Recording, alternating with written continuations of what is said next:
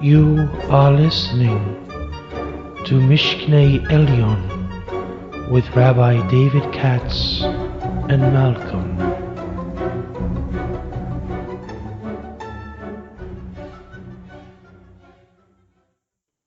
Hi, Rabbi Katz. How are you? Hey Malcolm, I'm good. How are you doing? Not too bad. Thanks for asking. Are you ready to rock it and roll it? Yes, I'm excited. We're on a good roll here. Yeah. Again, let me just do my usual, seeing how much we got to go. Because I can't. It's such an amazing thing to finish this book. Let's see if we can knock out a couple of pages today. Yeah, let's see if we got over there. Let's see. All right, we should do some good damage over here. All right, so this is. All right, I see it is. That's actually. The book really ends on page 195. All right, that's right. We're on page 175. So just keep in mind we got 20 pages to go, which is not bad. All right. Not bad. Mishkanei Elyon, the Heavenly Temple, Third Temple, Ezekiel's Temple, Messianic Temple, whatever you want to call it. You know what? We've just, at this point, just go ahead and in English, but go slow and work with me, as we always do. Okay, sounds good. All right, so we're at the top paragraph of page 94, priests, Levites, and Israelites. Yeah. Let me now explain the sacrificial service. Understand that there are three main columns: kindness, judgment, and mercy, corresponding to the three categories of priests, Levites, and Israelites. Closest of all is kindness, corresponding to the priest, who actually performs the service. All three must be joined in a single bond. Beauty, Tiferes, must be joined with and included in strength, Gevurah. Then strength, Gevurah, must be joined with and included in kindness, Chesed, while kindness, Chesed, finally offers the gift in the fitting manner. This is why the Israelites, Levites, and priests each have their own special place in the inner courtyard, starting from below and going upwards. All are present at the time of the offering, though the actual sacrifice may only be performed by the priest. The priest offers the sacrifice, the Levite sings with all his strength, and the Israelite stands by, focusing intently, so that all are elevated together. To be more precise, so it's kind of like, you know, I've been analyzing my classes. You see my new classes in Jerusalem, right? I don't think so, no. No, you should watch the three Parsha classes on the Ramdu. Okay. You know, it's because it's in Jerusalem. It's out of my element a little bit, and as I analyze it, I'm realizing that the audience is everything. You know, you saw a Gear conference is different than, you know, Ari Lewis, the Jew, going to my Parsha class, right? Right. Yeah. So it's interesting that the built-in mechanism, aside from the Levi, but you know, the Israelite is your audience. You know what I'm saying? You know, imagine if the Cohen's Avoda is like a shear, right? Like a lesson, and the Levi there is to focus harmonics, right? And the Israelites there to focus the energy. So you're really talking about not a musical experience, but really like a perfect, I don't know what you'd call the technicality of a class, you know, like a concert. You know what I'm saying? Like a symphony. But through action and Torah speech, not just music. You see? Right. Yeah. The Israelite, he really is your quintessential audience. Go ahead. To be more precise, the courtyard has places for four categories of people. Four? The priest. Four? What is it? You think a Ger is coming up? I think so. Yeah, I was going to ask where the Ger fits in here. Now I think all right. The priests, Levites, Israelites, and women. Yeah. The women's place is outside in the outer courtyard, while the other three categories have their places inside. Do you think that's Ger? The women? I mean, the only place it could fit in, right? If I'm not mistaken, don't quote me on this. If I'm not mistaken, the place in the temple for the Ger is where the women are. Ah, interesting. I think. I know the Gemara talks about it in Sukkah 52a, I think. or 51b, whatever it is. I can't remember where I read it, if not there. I'm 99% sure that the ger in the temple are in the women's section. So that's really interesting. Yeah. All right. The women's place is outside in the outer courtyard, while the other three categories have their places inside. Which, by the way, Garam halakhically a lot of times have the place of a woman. Like women, children, slaves, ger. Right. Whenever they're included in the mitzvah, usually the Talmud gives that kind of a list, and gerim are included. Go ahead. Right. The three parts of the animal included in the sacrifice. You must know that living beings are made up of three components. The limbs and fat are rooted in kindness, the blood in strength, and the soul in beauty. This is why the blood is sprinkled on the altar, while the limbs and fat are burned on it. And as the soul leaves the animal, it joins them both, and thereby ascends and becomes bound to the lofty places to which it rises. All these phenomena are visible and manifest in our world, here below, in accordance with the king's command, while their inner secret is known in the upper worlds, as these three aspects join together in a single bond, so as to rise and become included in the place to which they ascend. One part of the sacrifice corresponds to the priest, another to the Levite, and another to the Israelite. Note how all the different aspects of the temple are bound up with creation in general, and not merely with specific details. Only later, in the chain of creation that begins with the temple, is there a descent from the general plane and division into specifics. So the temple really is, it's like that natural wisdom we're talking about, right? It's like, we don't say like, oh, that chamber is where the Ruach goes. It doesn't have to be that way. It's just kind of like natural harmonization. Is that a word? Harmonization? Yeah.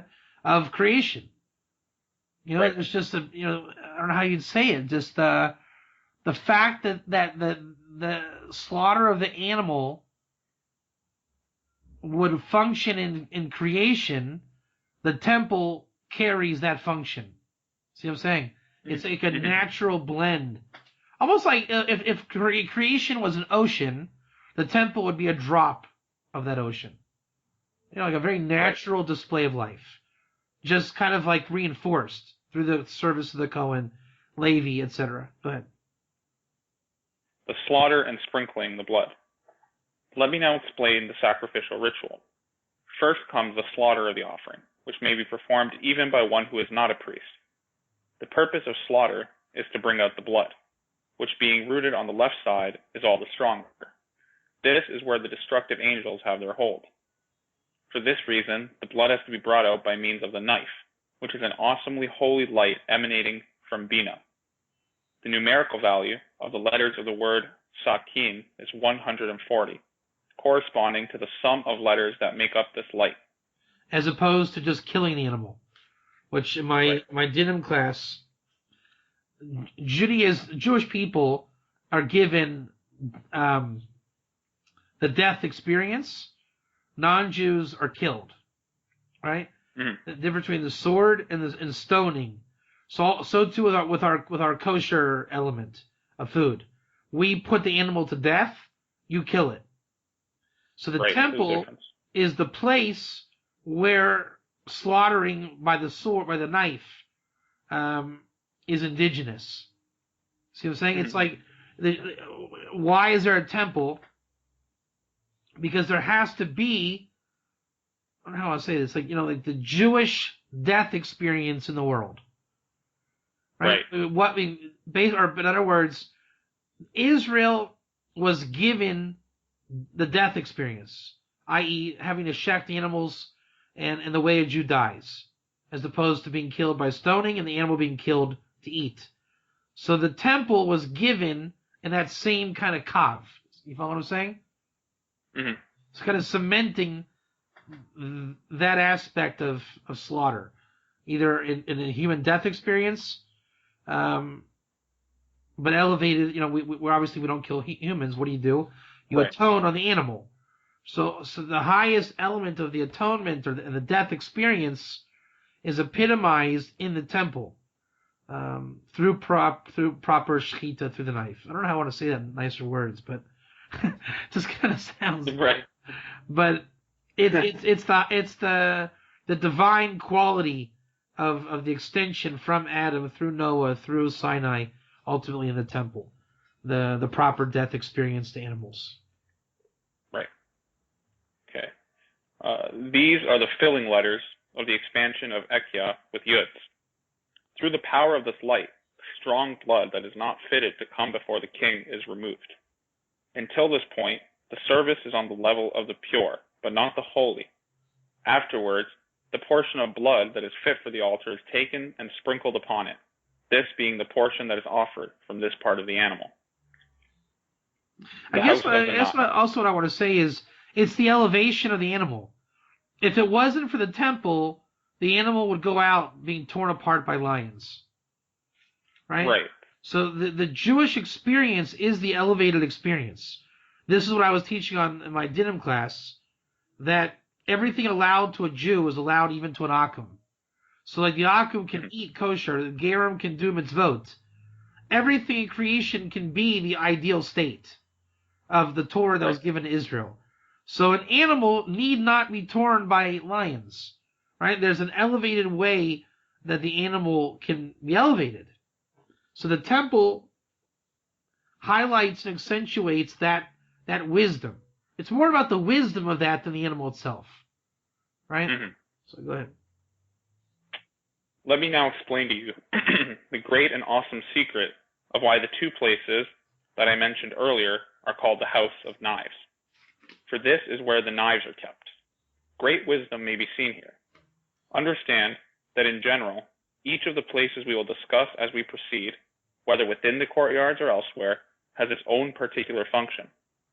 This is because special lights shine in each place, providing the power to carry out the specific activity associated with it. The knives are kept here because this is the place from which these knives receive the power to fulfill their function properly.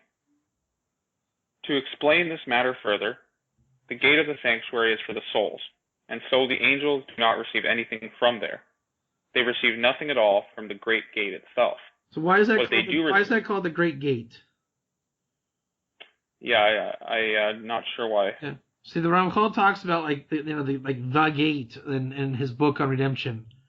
So I guess I don't know if this is the Great Gate or a Great Gate, but it's interesting. And keep going, but go slow. Okay. What they do receive from here comes only from the side entrances and the adjacent House of the Knives. From here, they receive a little, including the power to prepare their offerings and banish all impurity. What does that mean? Purifying. What does that mean, to banish all impurity? That is like Vilna Gaon 101, Mashiach ben Yosef, to remove all impurity from the land. Right, and he's talking here about the angels, correct? Yeah, so from there they receive a little, and they receive this power to prepare the offerings, to remove all the impurity. Wow, what is that? Hold on.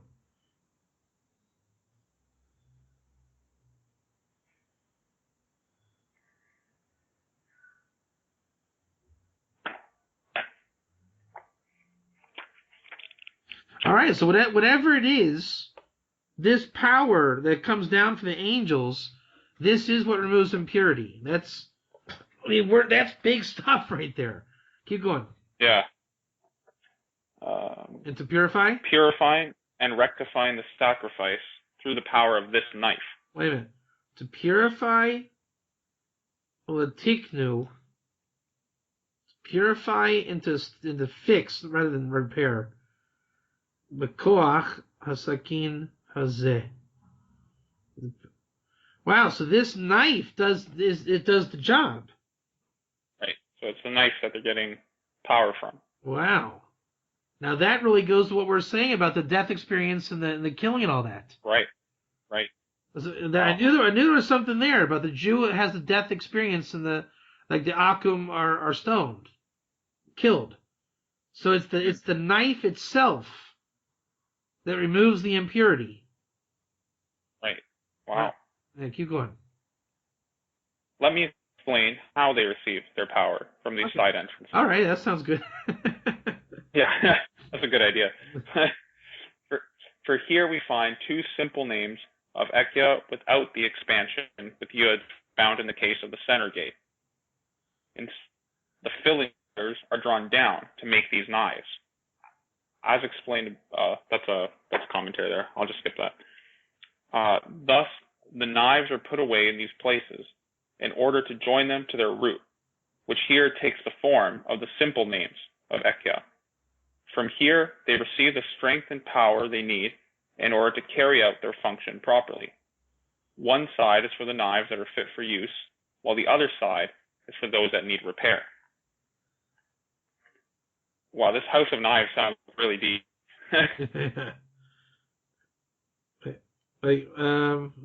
Okay, I see how I did it. So what's the answer? How do they...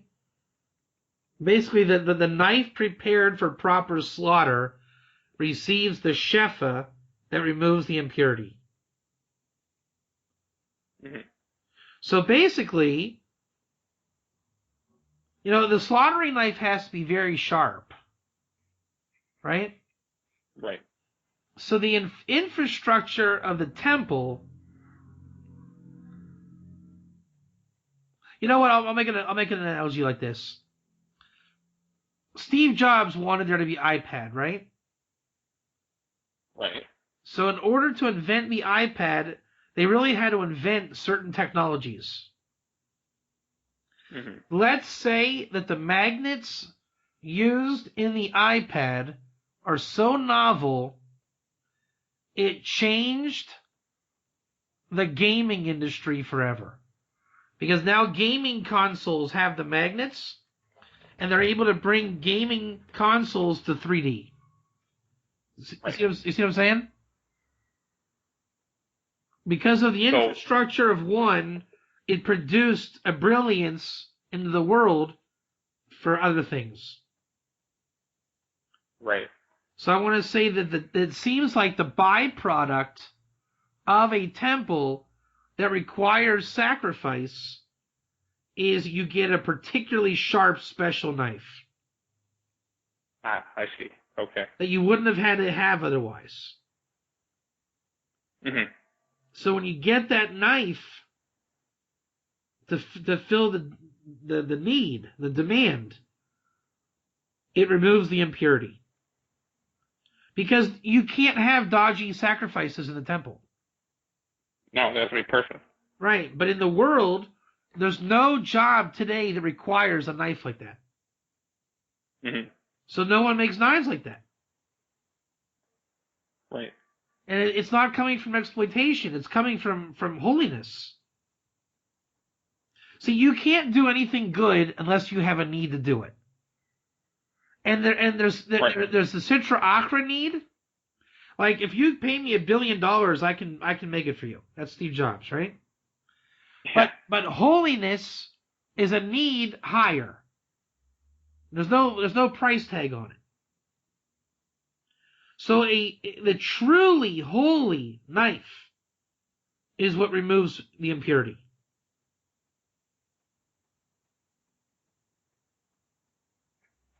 So I'm just reading over this again. Why is it that it mentions at the end that the house of knives is separated with two sides, one side for the knives that are fit for use and the other for those that need repair? So what's it saying about repair? Why would these knives even need repair? when they get any for shchita, the smallest nick has to be fixed. This is what I'm saying. It's like total manpower to have a real knife. I mean, it's like an airplane. It's got to be inspected 1 billion times before it's used. Mm-hmm. And you don't have any reason to do that today. I mean, you would have to employ planet Earth to have that knife. I mean, you can do anything with manpower, right? If planet Earth was motivated to go to Mars, could we go? Yeah. 100%. Probably. Yeah, 100%. But you have to convince 7 billion people that that's what we want to do. Right. The knife, when there's a temple, will be supported by 7 billion people. Mm-hmm. Meaning you will have sufficient manpower to make an immaculate knife. You've heard my whole thing about cutting tomatoes, right? No. No? What's the No. problem with eating salad? That you have a horrible knife and you're mangling, Right. you're mauling the tomato for a salad. Yeah. Have you ever I get used a that. sharp knife? Yeah, it's great. It's a great experience, isn't it? Oh yeah. So imagine a knife so sharp and so divine, it's like cutting warm butter, but to the nth degree. It's pretty divine. That's a divine thing. So the knife is so powerful, it removes the impurity. Wow. So I'm guessing then, maybe that's the secret of the paraduma. That maybe the paraduma is the difference between like a unripe tomato and the right, just perfect tomato. That the paraduma is just the perfect cow to shecht. Mm-hmm. So then it would remove the tuma. How it makes you tame, I don't know, but I'm just thinking it's something along those lines. Because what we're saying here is the knife is the angelic property. Let's just think, how would that work? Just to see if we can figure it out real quick. If the paraduma receives the sharp knife, and that's the power to remove impurity. Right. Well, that explains why you would become impure. How so? Because every time you use that knife, you're ruining the perfection of the knife. Oh, okay, I see. Now it needs repair. It needs repair. Wow, what if that's part of the law? Wouldn't that be incredible? Wow. Yeah, that would be incredible. Because I taught this on the Ram the other night. They ruin the cow when they make it. Right. But it would start with the ruined knife. So it really, I don't know. That's already so subtle to work out. But we're seeing that the knife is the power to remove the impurity. I mean, you don't have to really sit and work it out, huh? Yeah. Anyways, that's an interesting principle. Go ahead with the next one. The benefits of the sacrifices for the angels and souls. Yeah. Understand that even though the animal sacrifices come to rectify the angels, wow, it is all Israel. Right, so, now, why is that? Yeah, I was just gonna say why. I didn't know that. I think because they have to work in impurity, and when we remove the impurity, it rectifies them. They work best in holiness. And they're susceptible to impurity? No, that we make them work in impure channels when there's impurity. Okay. So when we remove the impurity, they only work in holiness. Right. Okay. It is Israel who are commanded to offer them, since they are entrusted with the task of rectifying all the worlds on all their different levels. This is because all the worlds were created for the sake of Israel, whose service gives them merit before the king. Here in the lower world, the people of Israel offer the animal sacrifice, through which the angels are rectified. After this, they offer the incense, which brings about their own rectification. Wait a minute. So it really is about the knife. I mean, that's an incredible cop. Right, because the knife is what's doing the animal sacrifice. And knife is like what kills man, war, It's like the ultimate, instead of beating your swords into plowshares, it's really beating your sword into a shochet knife. Right. Wow, yeah. That's good. Yeah. And then the angels offer the incense. Now I'm thinking if the paraduma, the Kohen, becomes impure for nicking the knife, they have to put incense in with the ashes. Right. So again, I'm thinking, why would you become impure? Well, I was trying to work this out. 1 second. Okay. Well, because you didn't remove all the impurity from the world, right? That's the thing. It's holy enough to remove impurity from a person, but it has to be removing impurity from the world. Right. So there's still impurity when you check wrong. Now, when you're dealing with it, you're putting the spices in, you're working with impure angels. You would become impure. Mm-hmm. Because that angel's working with you. But it would still have the power to remove impurity from a person. Wow. That's a guess, but it's an educated guess. And I always whenever I hear a paraduma theory, I always try to work it out. It always works out the same each time. Just the concept, but personal endeavor. Go ahead. The sacrificial service, therefore, starts with the sprinkling of the blood of the daily animal offering in order to go from the lower levels upwards. The animal sacrifice rectifies the external aspects of creation, and at the same time, the souls themselves are also rectified by virtue of the fact that they are carrying out the king's command. Immediately afterward... Where are you? I'm not exactly sure where you are. We're talking about the sacrifices, the second paragraph. Yeah. In the paragraph of the sacrifices. All right, keep going. I didn't see the word souls. Okay, so I'll start from that sentence again. Maybe we'll start from the second paragraph again in there. Okay. In the beginning. The sacrifice. I'm not sure if mine doesn't begin with in the beginning, but mine begins with the. I have in the beginning throwing the blood of the. Oh, okay. Yeah. All right. Okay. The sacrificial service starts with the sprinkling of the blood of the daily animal offering. Okay. Yeah. In order to go from the lower levels upwards. Yeah. The animal sacrifice rectifies the external aspects of creation, and at the same time, the souls themselves are also rectified by virtue of the fact they are carrying out the king's command. Wait a minute. So I have a note there. 1 second. 69. I bet you it's going to say Neshamot.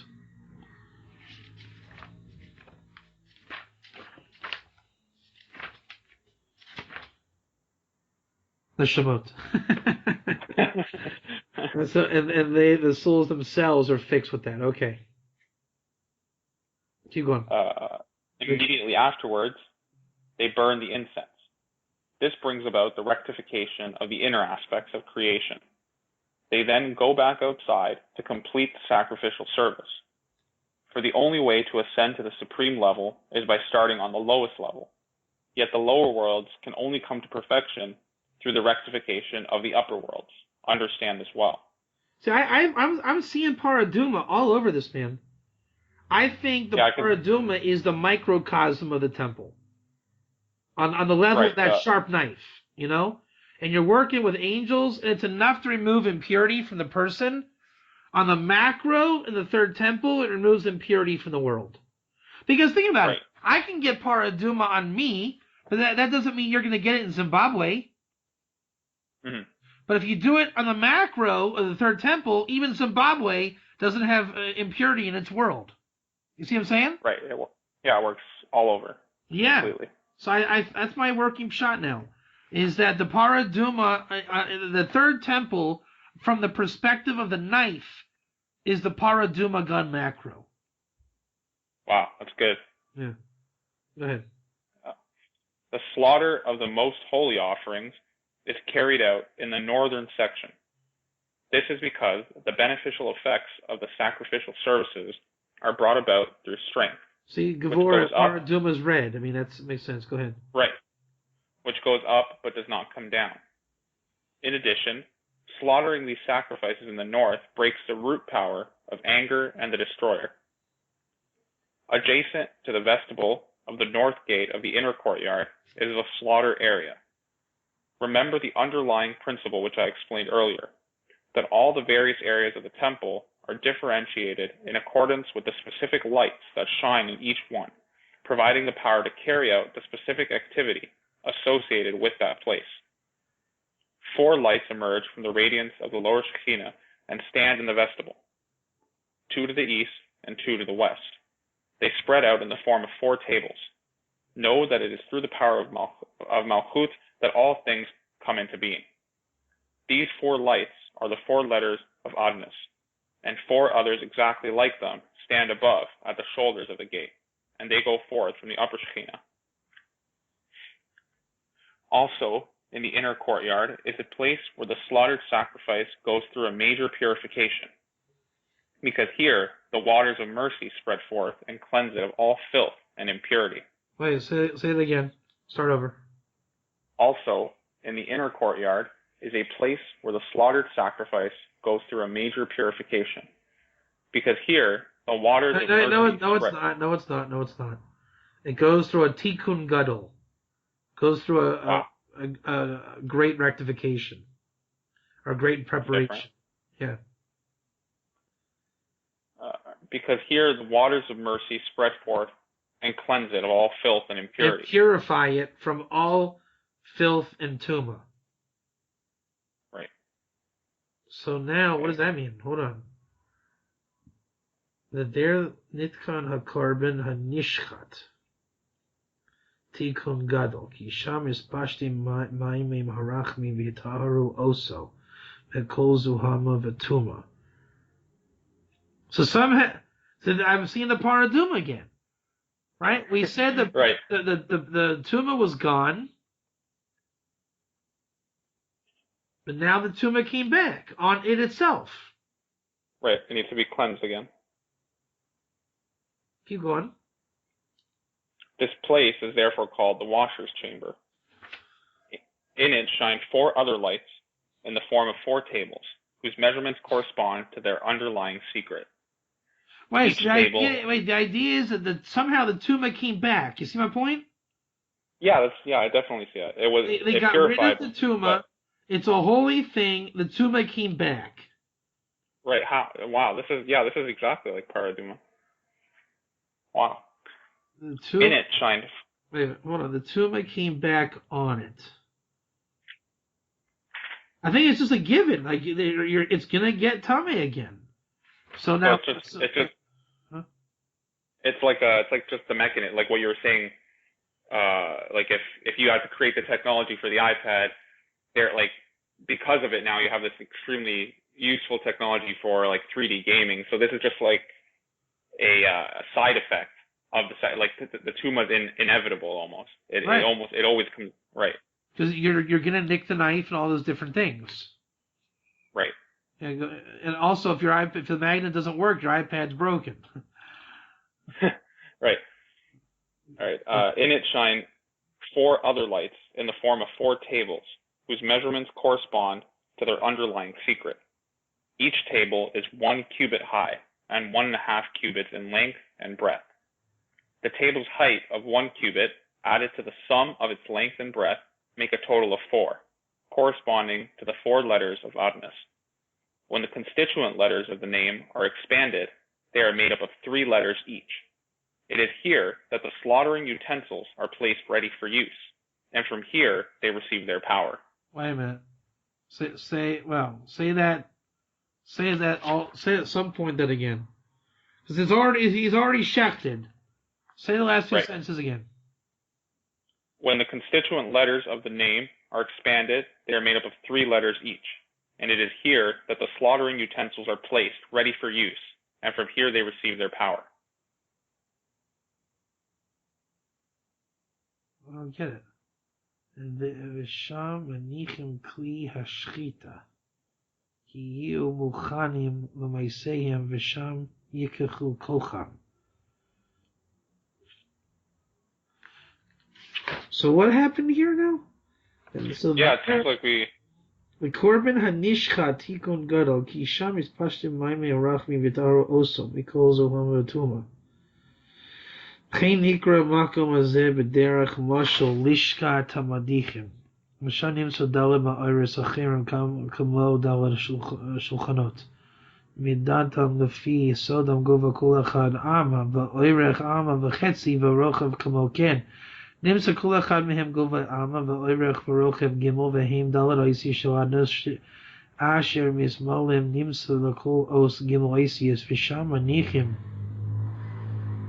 Kli hashchita. Ki yiu muchanim l'maisehim. V'sham yichul kocham. Yes, I guess they store the knives in this area, and it's the cleansing area. Again, you don't want it to come from exploitation. So it must be the only way you can keep the knife that sharp is if you keep it in the cleansing area. Right. So that's how it's done with the manpower.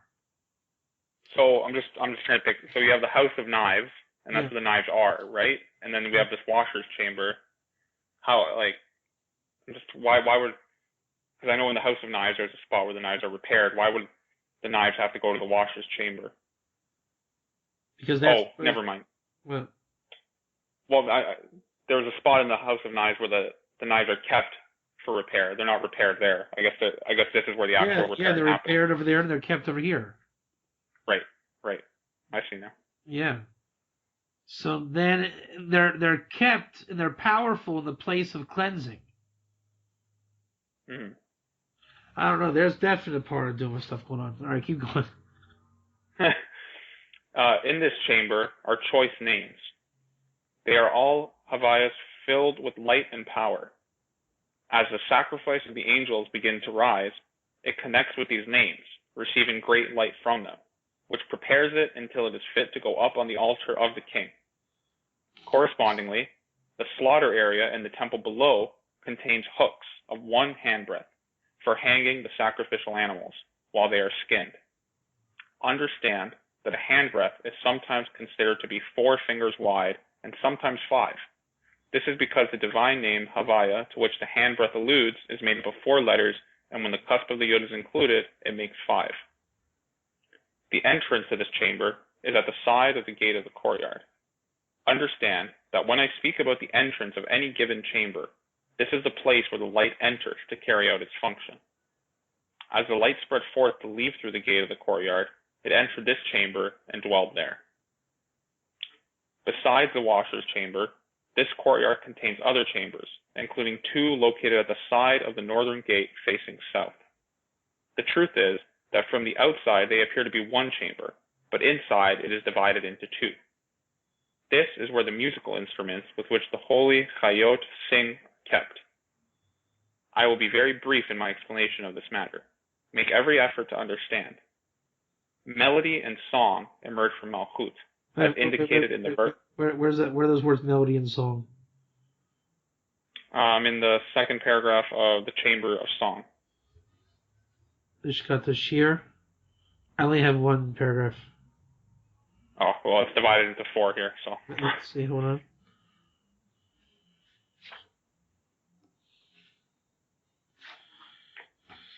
Chamber of Song. Where are you at in your book? Page 99. I will be very brief, which is the beginning of Chamber of Song.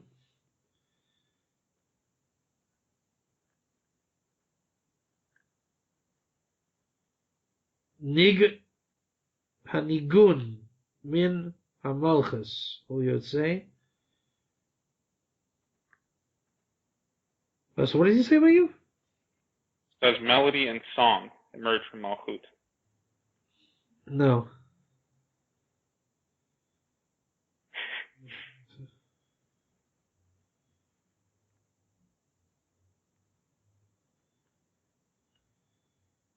No, it's just Hanigun,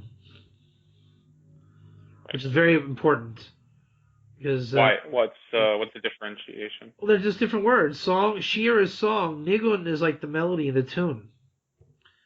Right, so melody is okay, but song is what you're taking issue with. It only says Hanigun. Hanigun min hamalchus hu yotzei v'zehu shenamar u'belayla shira ami. So he put it in because the verse says it. Right, I see now. But I don't. You gotta be particular. Keep going. Okay, melody emerges from Malchut as indicated in the verse, and at night his song is with me. The roots of melody and song lie in Gevurah, strength tempered with mercy. So no, it's just it's just who min hagav, and it is from Gevurah. Right. It's drawn with rachamim. Keep going. For she yearns to ascend and to be connected with the right side, as it is written, and your urge will be for your husband. No. The Sod HaInyan, the secret of the Inyan, and to your husband you will desire. Wow. Wow, okay. Yeah. That's really different. Yeah. All who rise can do so only through Gevurah, which is why they only ascend through song. Yes. And the truth is that song has tremendous power to arouse love and desire. There are known to be 7 basic notes. It is just the pitch and timbre that vary, creating the great variety of actual musical sounds. The lights manifest themselves in many different ways. How the various root lights shine determines the nature of the corresponding musical instruments. The sole function of any given instrument is to play the particular kind of song that corresponds to the level from which the instrument derives. So song is a generic thing. It's the melody within the song. The melody is the panemius of song. Right. Song and music. That's why it's Gevurah. Right? When you pluck your guitar, that's Gevurah. Because you have to do it. You're being mitgavir on it. Keep on. Song and music derive their power from these 2 chambers, which correspond to the upper and lower Shekhinah. See, there it was Shira and Niggin. He changed it. So that's very strong. They said that. Keep going. The chambers face south. Go again, that sentence again. And it comes out that from these 2. Song and music derive their power from these 2 chambers, which correspond to. Yeah. Okay. Yeah. Which correspond to the upper and lower Shekhinah. The chambers. I'm not liking that too much. It's close, but no cigar. The Heim Shtayim Besod Hashchina Elyoina V'Tachtoina. You got to hit that word sod. I don't know why he doesn't want to hit. Right. And they are 2 in the secret of the Shechina Elyoina above and below. The chambers face south because, as you already know, melody derives from Gevurah tempered with mercy. Yeah. Near the eastern gate is another chamber facing north. See, look, he went back to Niggin there. See, that's the point. And they face south, since you already heard, She'ein hanigun yotze rak min ha-gevurah shenimshacha mirachimim. Right. See, at the end of the day, you're unaware of the song. It's just the Niggin. Right, that's the inner. Yeah. Near the eastern gate is another chamber facing north, where the priests dress in their priestly garments. Let me explain a deep secret about the priestly garments. They are all made of linen, which is rooted in Gevurah, yet they are white, which indicates mercy. And they are worn by the priest, who, as you know, is the man of Chesed. Let me explain this. Understand that Chesed and Gevurah are quite separate from one another. Each faces in a different direction, and there is no connection between them until a third deciding factor comes and makes peace between them. For Rachamim takes the lights of Gevurah and joins them to itself, thereby extinguishing something of the burning intensity of Gevurah, which now becomes tempered with Rachamim. Then it is the turn of Chesed to connect with these 2, forging such tremendous interconnectedness between them that they become a single inseparable unity. The entire process can be seen in the case of the garments kept in this chamber. The lights of Gevurah travel from the north and enter this chamber, which is in the east. Here they are tempered with Rachamim, producing beautiful white garments with which to clothe the priest. Understand this well. Well, so just probably the way the Kohanim enter, or whatever it is, it's built Kabbalistically, right? Wow. The way you enter the room, the way you turn the knob on the door, whatever it is, it's a perfectly modulated Kabbalistic building. Everything about it. Right. Right. But through human agency. Just saying, it knows where you're going to come in and how you're going to come in and what you're going to do.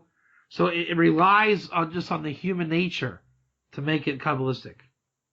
So is there a chance that at a mistake, you feel everything is so perfectly orchestrated? What if the Kohanim came in the wrong entrance, for example? Is that even possible? It's like the Israeli airport. It just makes you do what you got to do. Right. It's tight at the airport. You just know where to go. Right. Okay. It's so tight. You just go. It's Shefa. You are the Shefa coming through. Hmm. Right. Right. Okay. Shall we continue? Yeah. Okay. So, chapter 5, the flow of Shefa. Ascent and descent of the ranks. Let me now complete my explanation of the temple service in order to give you a proper understanding of how the flow of Shefa and blessing descends and spreads throughout the world.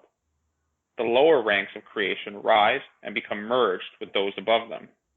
The Ophanim become merged with the Chayot, which in turn become merged with the Seraphim. Their place in the upper world is in this inner courtyard. It is therefore here that the altar is located, and from here they rise to higher levels. The souls, on the other hand, ascend from within the sanctuary. In this way, the roots and branches join together and complete one another inside and outside. Who can describe the joy of this moment of connection and the radiance and light that shines on all levels? Through this awesomely holy connection, blessing and sustenance flow to all who share in the gift rising to the King. The flow of blessing and sustenance first emerges in the sanctuary, and this is where the souls receive their sustenance. You must understand that it is from the gates that all the recipients receive their due from the places from which they receive. Blessing and sustenance well up in each place and then go forth to their recipients through the gates. The walls of a given place set bounds to the blessing in that place, enabling sustenance to flow out in a measured way to its various recipients. The boundaries formed by the walls of any given place determines how the light... The limits. Right. Yeah, limits, I don't know how different the words are in Hebrew, but... Where were you at? At the first paragraph of the distribution of Shefa. Right, the last sentence? Yeah.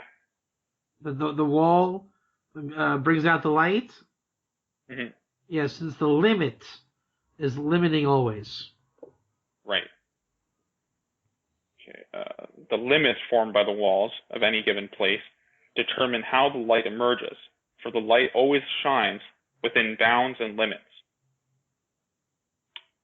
When the souls join and merge together, all are included in the 12 tribes, these being the roots of all the souls.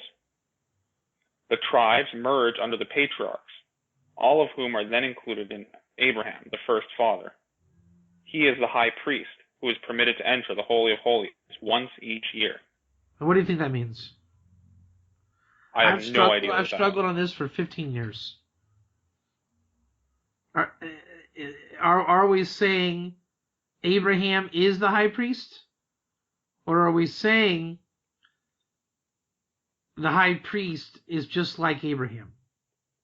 My logic would tell me it's the high priest is like Abraham. Yeah, that's what I think too.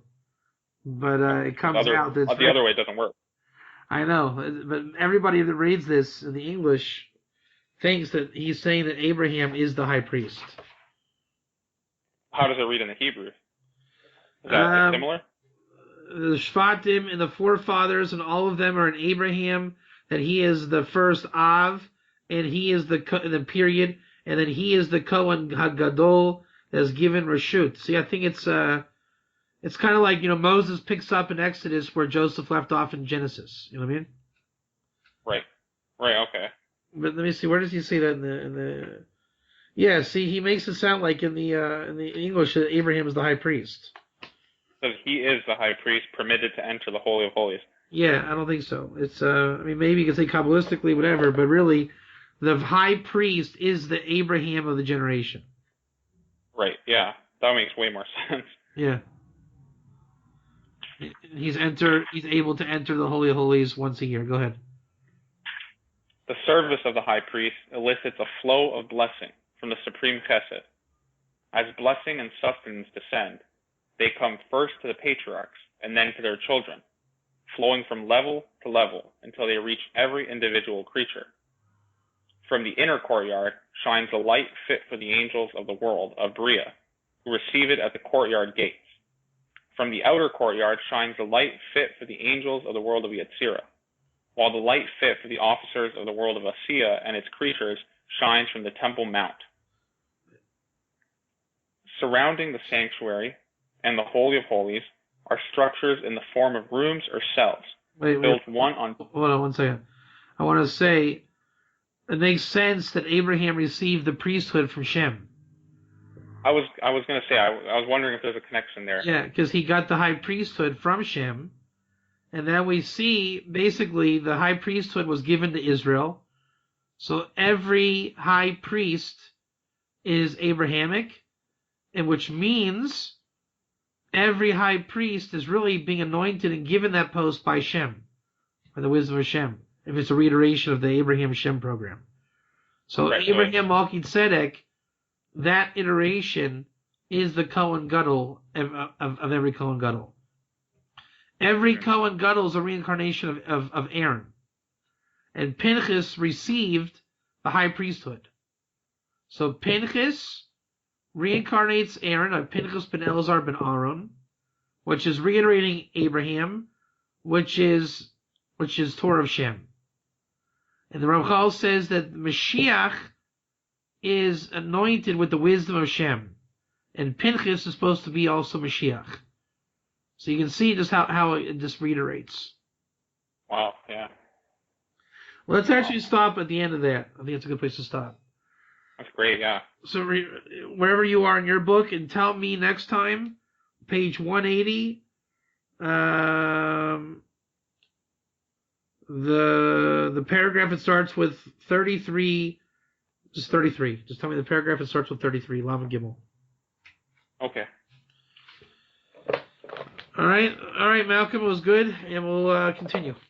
All right, have a good night, Rabbi. You too, thanks. Bye.